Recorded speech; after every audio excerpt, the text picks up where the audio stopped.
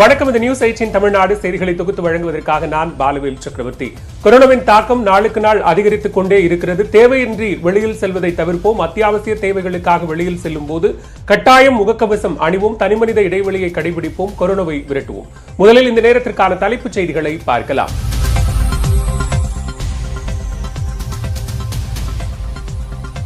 Corona சிகிச்சைக்கு தேவையான அளவு ஆக்சிஜன் படுக்கைகள் அதிகரிக்கப்படுகின்றன.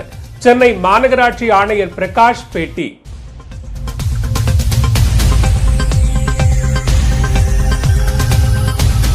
ஆர்டர் செய்த மருந்துகள் வந்த பின்னரே 18 வயதிற்கு மேற்பட்டோருக்கான தடுப்பூசி முகாம் தொடங்கும்.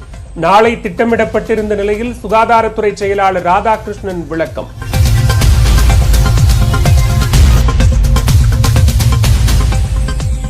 கொரோனா படுக்கைகள் மற்றும் ஆக்சிஜன் வசதிகளை தெரிந்து கொள்ள ஒருங்கிணைந்த கட்டளை மையம் அமைப்பு. ட்விட்டரில் முறையிட்டாலே இனி படுக்கைகளை பெறலாம்.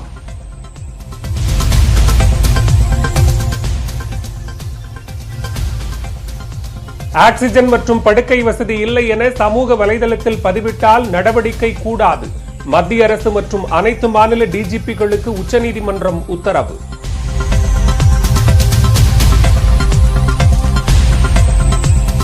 சென்னை தவிர்த்து பிற மாவட்டங்களில் நாளை கிராம சபை கூட்டம் நடத்த தடை.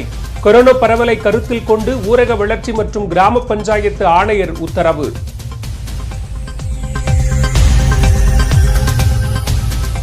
கொரோனா தடுப்பூசி விலையை தயாரிப்பாளர்களே நிர்ணயிக்க விட வேண்டாம். மத்திய அரசுக்கு உச்சநீதிமன்றம் அறிவுறுத்தல்.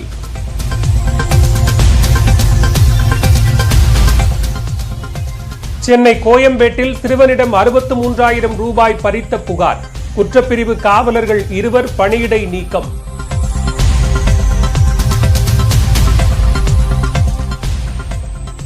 ஐபிஎல் இன்றைய போட்டியில் பெங்களூரு பஞ்சாப் பலப்பரீட்சை. புள்ளி பட்டியலில் முதலிடத்துக்கு முன்னேற விராட் கோலியின் அணி தீவிரம்.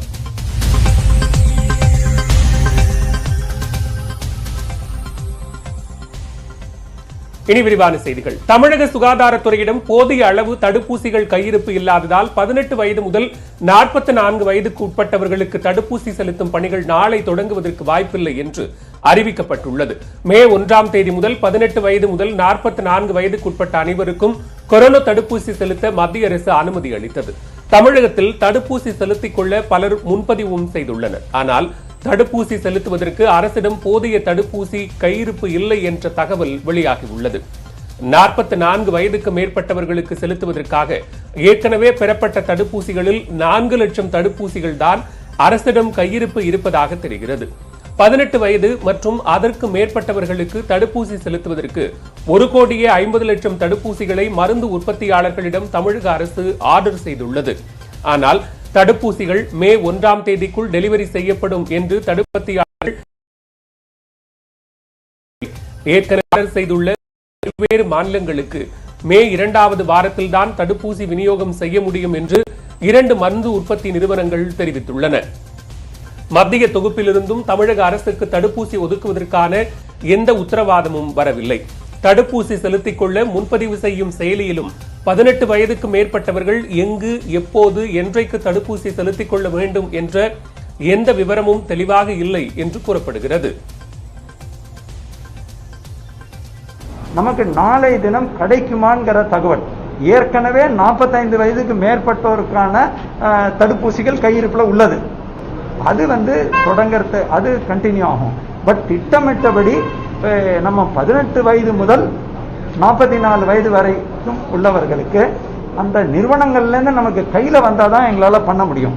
இல்லை எல்லா ஜிஹெச்லைங்க இந்த மாதிரி கம்ப்ளைண்ட்ஸ் எங்களுக்கு சேலம் ஜிஹெச் வந்தது, திருவண்ணாமலை ஜிஹெச் வந்தது, இந்த சம்பவம் நடந்தது தாம்பரத்தில். யாராக இருந்தாலுங்க தயவு தாட்சண்யம் பார்க்காம நடவடிக்கை எடுக்கப்படும். இதேபோன்று கர்நாடகாவில் 18 வயது முதல் 44 வயதுக்கு உட்பட்டோருக்கு தடுப்பூசி போடும் திட்டம் நாளை தொடங்கப்படாது என்று மாநில சுகாதாரத்துறை அமைச்சர் சுதாகர் தெரிவித்துள்ளார். அதனால் யாரும் மருத்துவமனைக்கு வர வேண்டாம் என்றும் அவர் கேட்டுக் கொண்டுள்ளார். புனேயில் உள்ள சீரம் இந்தியா நிறுவனத்திடம் 1 கோடி கோவிஷீல்டு தடுப்பூசிக்கு முன்பதிவு செய்யப்பட்டுள்ளதாகவும் அவர்கள் இதுவரை தடுப்பூசிகளை வழங்கவில்லை என்றும் அமைச்சர் கூறியுள்ளார்.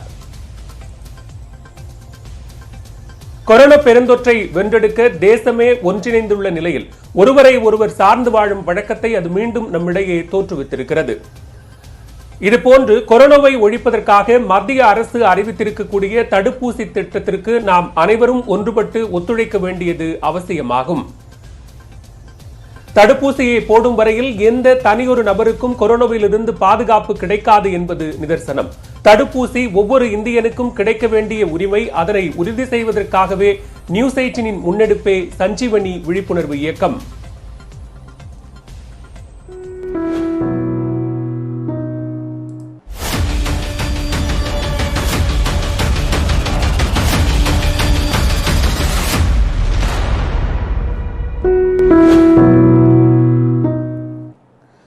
மீன் மற்றும் இறைச்சி கடைகளுக்கு வார இறுதி நாட்களில் விடுமுறை காரணமாக சென்னை காசிமேடு மீன் மார்க்கெட் உள்ளிட்ட இடங்களில் மக்கள் கூட்டம் அலைமோதியது.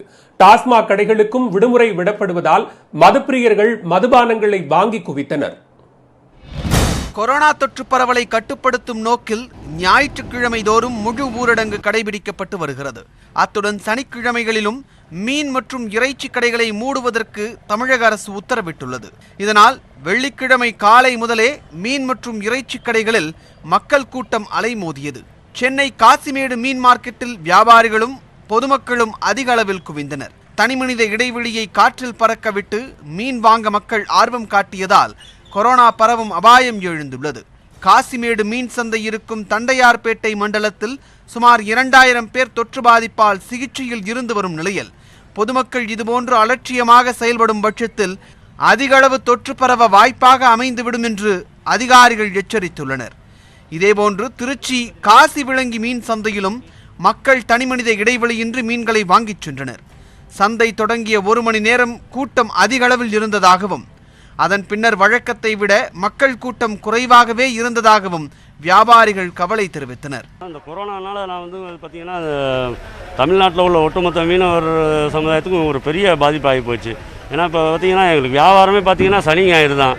வாரத்தில் திங்கள் டு வெள்ளிக்கிழமை வரைக்கும் ஒன்றுமே இருக்காது. மக்கள் சாப்பிடணும்னு நினைக்கிறதே சனிக்கிழமை ஞாயிற்றுக்கிழமை தான்.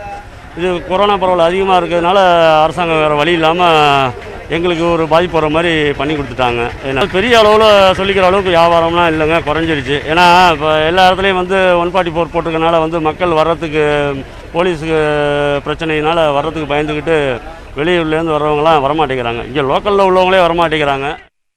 கடலூர் மாவட்டம் சிதம்பரம் அருகே உள்ள அன்னங்கோவில் மீன்பிடி துறைமுகத்தில் பெரும்பாலானோர் முகக்கவசம் அணியாமலும் தனிமனித இடைவெளியை கடைபிடிக்காமலும் மீன் வாங்க குவிகின்றனர்.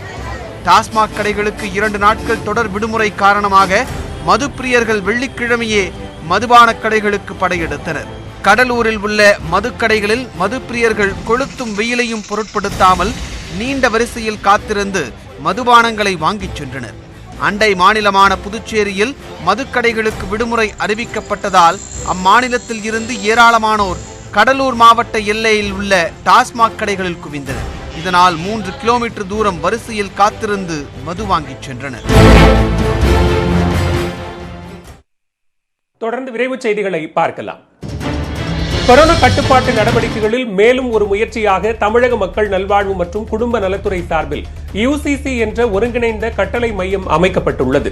இந்த அமைப்பு 104 சுகாதார சேவை மையத்துடன் இணைந்து மக்களுக்காக சேவையாற்ற உள்ளது. அரசு மற்றும் தனியார் மருத்துவமனைகளில் தீவிர சிகிச்சை பிரிவுகளில் நோயாளிகளுக்கு படுக்கை கிடைப்பது, ஆக்சிஜன் தேவைகளை நிர்வகிப்பது போன்ற பணிகளில் இந்த மையம் ஈடுபட உள்ளது.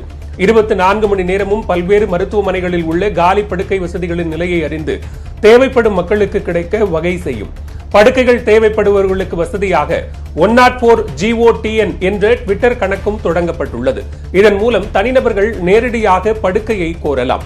ட்விட்டர் கணக்கு மக்களை சென்றடைய பெட்ஸ் ஃபார் TN எனும் ஹேஷ்டேக் பயன்படுத்தப்படும் என்றும் அறிவிக்கப்பட்டுள்ளது. கொரோனா 2வது அலை தீவிரமாக பரவி வரும் நிலையில் அமைச்சர்களுடன் பிரதமர் நரேந்திர மோடி ஆலோசனை மேற்கொண்டார். காணொலி வாயிலாக நடைபெற்ற இந்த கூட்டத்தில் கொரோனா பரவல் குறித்தும் அதனை சமாளிப்பது குறித்தும் ஆலோசிக்கப்பட்டது. மேலும் மருந்து உற்பத்தியாளர்கள், ஆக்சிஜன் உற்பத்தியாளர்கள், முப்படை தளபதிகள் ஆகியோருடன் பிரதமர் நரேந்திர மோடி ஆலோசனை நடத்த உள்ளதாக தகவல்கள் வெளியாகியுள்ளன. ரெம்டெசிவிர் மருந்துக்கு தேவை அதிகரித்துள்ள நிலையில் 4.5 லட்சம் குப்பிகள் ரெம்டெசிவிர் மருந்திற்கு ஆர்டர் செய்யப்பட்டுள்ளதாக மத்திய அரசு தெரிவித்துள்ளது. இதில் முதல் தவணையாக 75,000 குப்பிகள் இன்று வந்து சேரும் என்று தெரிவிக்கப்பட்டுள்ளது. அமெரிக்க மருந்து நிறுவனமான கிளீட் சயின்ஸ் மற்றும் எகிப்திய மருந்து நிறுவனமான ஈவா பார்மா ஆகிய நிறுவனங்களிடம் ரெம்டெசிவிர் ஆர்டர் செய்யப்பட்டுள்ளது. அடுத்த 2 நாட்களில் கிளீட் சயின்ஸ் நிறுவனம் 75,000 முதல் 1 லட்சம் மருந்து குப்பிகளை அனுப்பும் என்றும் மே 15ஆம் தேதிக்குள் மேலும் 1 லட்சம் குப்பிகள் வந்து சேரும் என்றும் தெரிவிக்கப்பட்டுள்ளது. கத்தாரில் படுகொலை செய்யப்பட்டவரின் சடலத்தை சொந்த ஊருக்கு கொண்டு வர மத்திய மாநில அரசுகள் நடவடிக்கை எடுக்க வேண்டும் என்று உறவினர்கள் கோரிக்கை விடுத்துள்ளனர். கடலூர் மாவட்டம் சிதம்பரத்தை அடுத்த கே ஆடூர் கிராமத்தை சேர்ந்த வீரமணி என்பவர் கத்தார் நாட்டில் 2 ஆண்டுகளாக பணிபுரிந்து வந்தார். சக ஊழியர்களிடையே ஏற்பட்ட மோதலில் வீரமணி உயிரிழந்ததாக நிறுவன அதிகாரிகள் அண்மையில் உறவினர்களுக்கு தகவல் அளித்தனர். இந்த நிலையில் உயிரிழந்த வீரமணியின் உடலை தமிழகத்திற்கு கொண்டுவர நடவடிக்கை எடுக்க கோரி மாவட்ட ஆட்சியர் சிதம்பரம் தொகுதி எம்பியிடம் உறவினர்கள் மனு அளித்தனர். இருப்பினும் மனு மீது இதுவரை நடவடிக்கை எடுக்கப்படவில்லை என்று அவர்கள் குற்றம் சாட்டியுள்ளனர். கோயம்பேட்டில் சிறுவனிடம் 63,500 ரூபாய் பறித்த புகாரில் சிஎம்பிடி காவல் நிலைய குற்றப்பிரிவு காவலர்கள் 2 பணியிடை நீக்கம் செய்யப்பட்டுள்ளனர். சிவகங்கை மாவட்டம் சாலை கிராமத்தை சேர்ந்த அந்தோணி செல்வத்தின் மகனான 17 வயது கிங்ஸ்டன் கிஷோர் வீட்டில் கோபித்துக் கொண்டு வியாழக்கிழமை அதிகாலை கோயம்பேடு வந்துள்ளார். 63,500 ரூபாய் பணத்தையும் அவர் எடுத்து வந்திருக்கிறார். ரோந்து பணியில் ஈடுபட்டிருந்த காவலர்கள் வேல்முருகன், அருண் ஆகியோர் பணத்தை பறித்துக் கொண்டதாக தெரிகிறது. இது தொடர்பாக கிங்ஸ்டன் தொலைபேசி மூலம் தனது தந்தையை தொடர்பு கொண்டு முறையிட்டுள்ளார். சென்னை வந்த அவரது தந்தை அந்தோணி செல்வம் காவல் நிலையத்தில் புகார் அளித்ததை அடுத்து விசாரணை நடத்திய காவல் இணை ஆணையர் ராஜேஸ்வரி காவலர்கள் 2 சஸ்பெண்ட் செய்து உத்தரவிட்டார். சிவகாசி அருகே உள்ள துலுக்கவட்டியில் சாலை மறியல் போராட்டத்தின் போது பெண் போலீஸ் மீது தாக்குதல் நடத்தப்பட்டதால் பரபரப்பு ஏற்பட்டது. விருதுநகர் மாவட்டம் ராயபுரம் பகுதியில் கடந்த சில நாட்களாக ஆடு, கோழிகள் உள்ளிட்ட கால்நடைகள் திருடு போவதாக அப்பகுதி மக்கள் புகார் தெரிவித்து வருகின்றனர். இந்நிலையில் சிவகாசி அருகே உள்ள துலுக்கவட்டி பகுதியைச் சேர்ந்த சக்தி மற்றும் அவரது நண்பர்கள் மீது சந்தேகமடைந்த அப்பகுதி மக்கள் அவர்கள் மீது தாக்குதல் நடத்தியதாக கூறப்படுகிறது. இதில் பலத்த காயமடைந்த இளைஞர் சக்தி அரசு மருத்துவமனையில் சிகிச்சை பெற்று வருகிறார். இந்நிலையில் இளைஞர்கள் மீது தாக்குதல் நடத்தியவர்கள் மீது வழக்கு பதிவு செய்ய கோரி அவரது உறவினர்கள் சிவகாசி விளாம்பட்டி பிரதான சாலையில் மறியல் போராட்டம் நடத்தினர். அப்போது பாதுகாப்பு பணியில் ஈடுபட்டிருந்த பெண் காவலர் மீது நடத்தப்பட்ட தாக்குதலில் அவரது மண்டை உடைந்தது. வாக்கு எண்ணிக்கைக்கு தடை விதிக்க கோரி புதிய தமிழகம் கட்சித் தலைவர் கிருஷ்ணசாமி தாக்கல் செய்த மனுவை சென்னை உயர்நீதிமன்றம் தள்ளுபடி செய்தது. தமிழக சட்டப்பேரவை தேர்தலையொட்டி கடந்த 6ஆம் தேதி பதிவான வாக்குகள் அனைத்தும் வரும் ஞாயிறன்று எண்ணப்பட உள்ளன.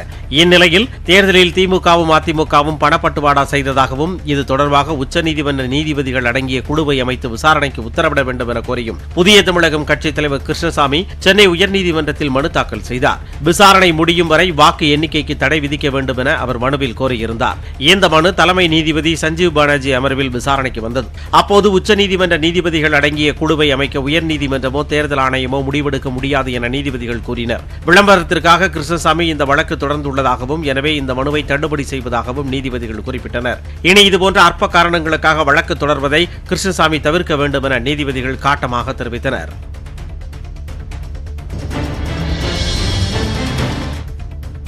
கொடைக்கானலில் கேரட் விலை வீழ்ச்சியடைந்திருப்பதால் விவசாயிகள் கவலை அடைந்துள்ளனர். மேல்மலை பகுதிகளில் 50க்கும் மேற்பட்ட மலை கிராமங்களில் கேரட் பயிரிடப்பட்டுள்ளது. இந்த ஆண்டு தொடர் மழை காரணமாக கேரட்டின் விளைச்சல் பாதிக்கப்பட்டது. இதனால் கேரட்டின் வரத்து குறையும் என்றும் விலை அதிகரிக்கும் எனவும் கணக்கு போட்ட கொடைக்கானல் விவசாயிகளுக்கு ஏமாற்றமே மிஞ்சியுள்ளது. உதகை, மேட்டுப்பாளையம், மாலூர் உள்ளிட்ட பகுதிகளிலிருந்து ஒற்றஞ்சத்திரம் மார்க்கெட்டிற்கு அதிகளவு கேரட் விற்பனைக்கு வந்துள்ளதால் கொடைக்கானலில் கேரட் கொள்முதல் விலை சரிந்துள்ளது. அங்கு கேரட் கிலோ 6 ரூபாய் முதல் 8 ரூபாய் வரை மட்டுமே விற்பனையாகி வருவதாக விவசாயிகள் வேதனை தெரிவித்துள்ளனர். நாங்கள் கேரட் விவசாயம் பண்ணிட்டு இருக்கோம். கேரட் விவசாயத்தில் இப்போதைக்கு நல்ல விளைச்சல் கிடையாது, போக விலையும் இல்லை. விலை 6 ரூபா 7 ரூபா தான் போயிட்டு இருக்குங்க. 3 மாதத்துக்கு முன்னாடியெல்லாம் பார்த்தீங்கன்னா கிலோ 30 ரூபா போயிட்டு இருக்குங்க.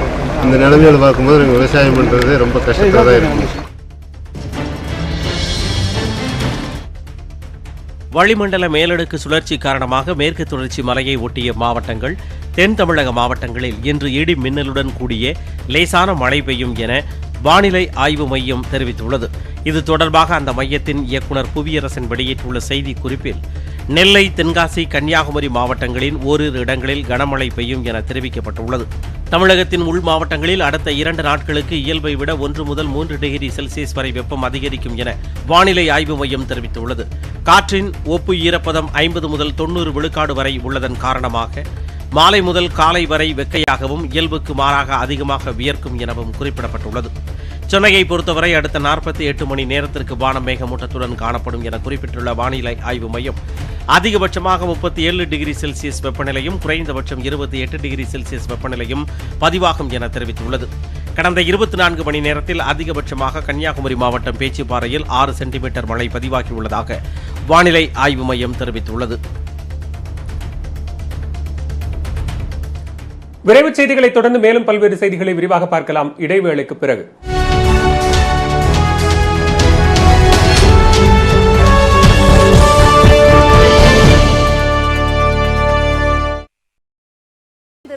எங்களுடன்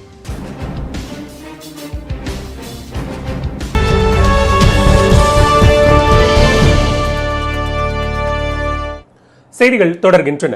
தேர்தல் வெற்றியின் போது அரசியல் கட்சியினர் கொண்டாட்டங்களில் ஈடுபடக்கூடாது என சென்னை உயர்நீதிமன்றம் உத்தரவிட்டுள்ளது. கொரோனா தடுப்பூசி, ரெம்டெசிவிர் மருந்து தட்டுப்பாடு உள்ளிட்டவைகள் தொடர்பான விவகாரங்கள் குறித்து சென்னை உயர்நீதிமன்றம் தாமாக முன்வந்து விசாரணை நடத்தி வருகிறது. இந்த மனு தலைமை நீதிபதி சஞ்சீவ் பானர்ஜி அமர்வில் மீண்டும் விசாரணைக்கு வந்தது. வாக்கு எண்ணிக்கையின் போது பின்பற்றப்பட உள்ள நடைமுறைகள் குறித்த அறிக்கைகளை தேர்தல் ஆணையமும் தமிழக அரசும் தனித்தனியாக தாக்கல் செய்தன. இதனை படித்து பார்த்த நீதிபதிகள் அரசின் நடவடிக்கைகள் திருப்தி அளிக்கும் வகையில் உள்ளதாக தெரிவித்தனர். மாநில அரசும் தேர்தல் ஆணையமும் பிறப்பித்துள்ள விதிகளை அரசியல் கட்சியினர், ஊடகத்தினர் கண்டிப்புடன் பின்பற்றி ஒத்துழைப்பு வழங்க வேண்டும் என்றும் நீதிபதிகள் கேட்டுக்கொண்டனர். மேலும் அரசியல் கட்சியினர் வெற்றி கொண்டாட்டங்களில் ஈடுபடவும் பட்டாசுகள் வெடிக்கவும் தடை விதித்த நீதிபதிகள் அரசின் விதிமுறைகளை கடைபிடிப்பதில் அரசியல் கட்சி தலைவர்கள் முன்னுதாரணமாக திகழ வேண்டும் என்று கூறினர். ரெம்டெசிவிர் மருந்து தமிழகத்திற்கு எப்போது விநியோகிக்கப்படும் என்பது குறித்த விவரங்களை நீதிமன்றத்தில் மத்திய அரசு தெரிவிக்க வேண்டும் என்றும் நீதிபதிகள் உத்தரவிட்டனர். இதேபோன்று தேர்தல் வெற்றியை திமுகவினர் கொண்டாட வேண்டாம் என அக்கட்சியின் தலைவர் மு க ஸ்டாலின் கேட்டுக் கொண்டுள்ளார். இது தொடர்பாக அவர் விடுத்துள்ள அறிக்கையில் பல்வேறு ஊடகங்கள் நடத்திய கருத்து கணிப்புகளில் திமுக கூட்டணி பெருவாரியான இடங்களை கைப்பற்றும் என்று தெரிவித்துள்ளதாக குறிப்பிட்டுள்ளார். வாக்கு எண்ணும் இடங்களில் குவிந்தோ சாதகமான முடிவுகள் வரவர ஒன்று கூடியோ நம் மகிழ்ச்சியை தெரியப்படுத்தும் நோக்கத்தில் பெருந்தொற்றுக்கு ஆளாகிவிட வேண்டாம் என்று அவர் கட்சியினரை கேட்டுக் கொண்டுள்ளார்.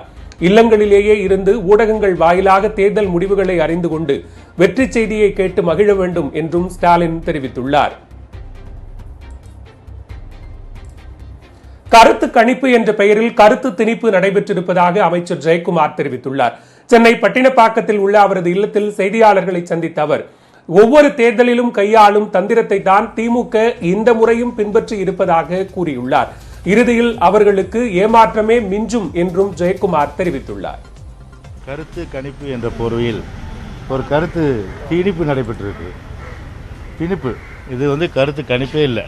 ஒரு 200 பேரை ஒரு இதை கொடுத்து பேப்பரை கொடுத்து நீங்கள் டிக் பண்ணி சொல்லிவிட்டு அதை வாங்கி பாக்ஸில் போட்டுட்டு அதை வச்சு இதுதான் சொல்லி ஆட்சிக்கு வரேன்னு சொன்னால் இது எந்த காலத்திலையும் இந்த கருத்து கணிப்புகள் நிறைவேறியதில்லை. இதை திமுகவுக்கு இப்போ இல்லை, ஒவ்வொரு எலெக்ஷன்லேயும் போஸ்ட் அடிக்கிறதும் சரி, அதே போல் எல்லா விதமான ஏற்பாடும் பண்ணிவிட்டு கடைசியில் ஏமாந்த நரிக்கதையாகத்தான் அவருடைய கதை முடியும். கொரோனா தடுப்பூசி விலையை உற்பத்தியாளர்கள் நிர்ணயிக்க மத்திய அரசு அனுமதிக்க கூடாது என்று உச்சநீதிமன்றம் தெரிவித்துள்ளது.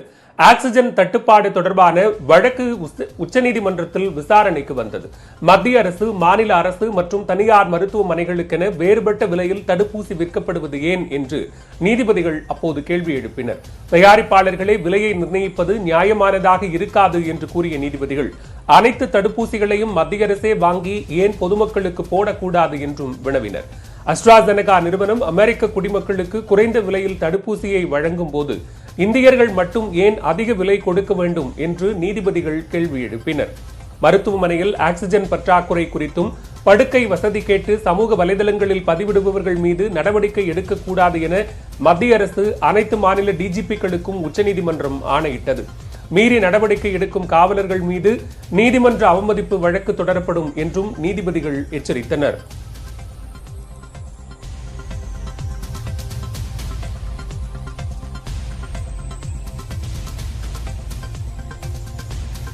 இந்தியாவில் புதிய உச்சமாக நேற்று ஒரே நாளில் 3,86,000 பேருக்கு கொரோனா தொற்று உறுதி செய்யப்பட்டுள்ளது.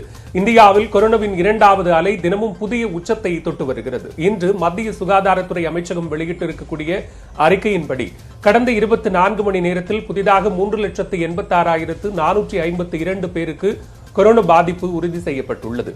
புதிதாக பாதிக்கப்பட்டவர்களையும் சேர்த்து இந்தியாவில் இதுவரை தொற்றுக்கு ஆளானவர்களின் எண்ணிக்கை 1,87,62,976 ஆக உயர்ந்துள்ளது. கடந்த 24 மணி நேரத்தில் 3,498 பேர் கொரோனா பாதிப்பால் உயிரிழந்துள்ளனர். இதன் மூலம் மொத்த உயிரிழப்பு 2,08,330 அதிகரித்துள்ளது. அதே நேரம் கடந்த 24 மணி நேரத்தில் 2,97,540 பேர் கொரோனா பாதிப்பில் இருந்து குணமடைந்துள்ளனர். இதனால் குணமடைந்தோர் மொத்த எண்ணிக்கை 1,53,84,418 உயர்ந்துள்ளது.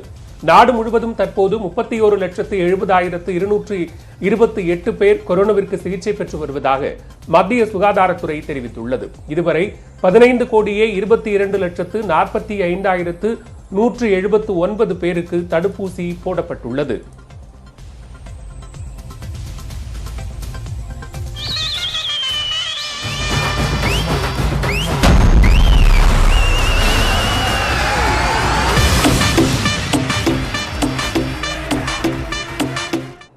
அடுத்ததாக நிப்பான் பென்ட் IPL கிரிக்கெட் திருவிழா செய்திகளை வழங்குகிறார் சிறப்பு செய்தியாளர் பிருந்தா. இன்றைய போட்டியில மோத இருக்கிற அணிகள் பெங்களூரு மற்றும் பஞ்சாப். இந்த அணிகள் டேபிள் டாப்பரா இருக்கிற பெங்களூரு அணி கடைசி இடத்துல இருக்கிற பஞ்சாப் அணியை என்ன பண்ண போறாங்க, எந்த மாதிரியான யுத்திகளை இவங்க கையாள போறாங்க அப்படிங்கறத பத்தின ஒரு டீடைல் அனாலிசிஸ் உங்களுக்காக. IPL-இன் 26வது லீக் போட்டி குஜராத் மாநிலம் அகமதாபாத்தில் உள்ள நரேந்திர மோடி மைதானத்தில் இன்று இரவு 7:30 மணிக்கு நடைபெறவுள்ளது. இதில் பெங்களூரு பஞ்சாப் அணிகள் பலப்பரீட்சை நடத்த உள்ளன. பெங்களூரு அணியை பொறுத்தவரை இதுவரை விளையாடிய 6 போட்டிகளில் 5இல் வெற்றி பெற்றுள்ளது. இந்த அணியின் தொடக்க வீரர் தேவ்தத் படிக்கல் கிளாசிக் கிரிக்கெட்டிங் ஷாட்டுகளை ஆடி சிறப்பான ஃபார்மில் உள்ளார். கேப்டன் கோலியும் நிலைத்து நின்றால் அணிக்கு சிறப்பான அடித்தளம் அமைத்து தர முடியும். மேக்ஸ்வெல் மற்றும் டிவிலியர்ஸ் பேட்டிங்கில் எதிரணிக்கு சிம்ம சோபனமாக உள்ளனர். இவர்களது விக்கெட்டை முதலிலேயே கைப்பற்றினால் மட்டுமே ரன் வேட்டையை கட்டுப்படுத்த முடியும். பந்து வீச்சிலும் பெங்களூரு அணி அசுர பலத்தில் உள்ளது. அந்த அணியின் ஹர்ஷல் பட்டேல் வந்தாலே விக்கெட் நிச்சயம் என்னும் அளவிற்கு விக்கெட்டுகளை கைப்பற்றுவதில் கில்லியாக உள்ளார். சுழற் பந்து வீச்சில் சாகல் மற்றும் வாஷிங்டன் விக்கெட்டுகளை கைப்பற்ற தடுமாறுவது சற்று பாதகமாக பார்க்கப்படுகிறது. பஞ்சாப் அணி கடந்த சீசனை போலவே இந்த முறையும் தொடக்க வீரர்களை மட்டுமே நம்பி உள்ளது. KL ராகுல், மயங்க் அகர்வால் ஆகிய இருவரில் ஒருவர் விரைவாக ஆட்டம் இழந்தாலும் அடுத்து வரும் வீரர்களுக்கு பயம் தொற்றிக் கொள்கிறது. அதிரடி மன்னன் கிறிஸ் கெயில் இதுவரை ஃபார்முக்கு திரும்பவில்லை. 6 போட்டிகளில் 3இல் டக் அவுட் ஆன நிக்கோலஸ் பூரன் இன்னும் ஆடும் 11இல் தொடர்வது அணிக்கு நிச்சயம் பின்னடைவை ஏற்படுத்தும். T20-யின் நம்பர் 1 பேட்ஸ்மேன் டேவிட் மலானை களமிறக்க வேண்டியது பஞ்சாப் அணிக்கு அத்தியாவசியமாகியுள்ளது. பந்து வீச்சிலும் பஞ்சாப் அணியில் பற்றாக்குறையே நிலவுகிறது. ஷமி என்ற ஒற்றை வீரரை நம்பியே பஞ்சாப் அணியின் பந்துவீச்சு உள்ளது. பாதி போட்டிகள் முடிவடைய உள்ளதால் எழுச்சி பெற வேண்டிய கட்டாயத்தில் அந்த அணி உள்ளது. இரு அணிகளும் இதுவரை 26 முறை நேருக்கு நேர் மோதியுள்ளன. இதில் 14 போட்டிகளில் பஞ்சாப் அணியும் 12இல் பெங்களூருவும் வெற்றி பெற்றுள்ளன. மேலும் பல்வேறு அண்மை செய்திகளுக்கு தொடர்ந்து இணைந்திருங்கள். இது நியூஸ் 18 தமிழ்நாடு.